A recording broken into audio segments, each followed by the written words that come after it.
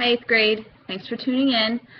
This clip is about phenotypes and genotypes, referring back to Chapter 2 in our textbook, Section 1, Traits and the Environment. So, a gene is part of the DNA code which is found on the chromosome. And the gene that an organism has, its genetic makeup, that's called the genotype. And then when you look at an organism, its outward appearance, its physical traits, that's called the phenotype.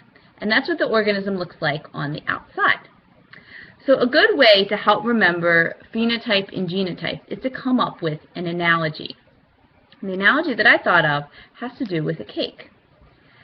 So when you're thinking of a cake, you first have to think of the ingredients.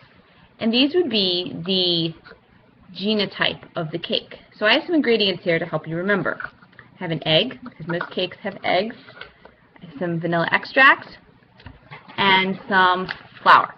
So these ingredients will help make up the genotype of the cake. Okay? Now, the phenotype is the outward appearance, or what the organism looks like on the outside. So I have a cake here. As you can see, the cake is chocolate. It has Oreos, it has a candle, and has chocolate icing. So this would be considered the phenotype of the cake, because it's what the cake looks like.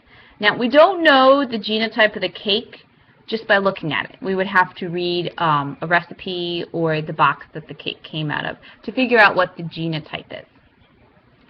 So what I'd like you to do for your assignment tonight is to think of your own analogy having to do with the phenotype and genotype. Write it down in your science notebook or piece of loose leaf and bring it into class tomorrow to help with an activity.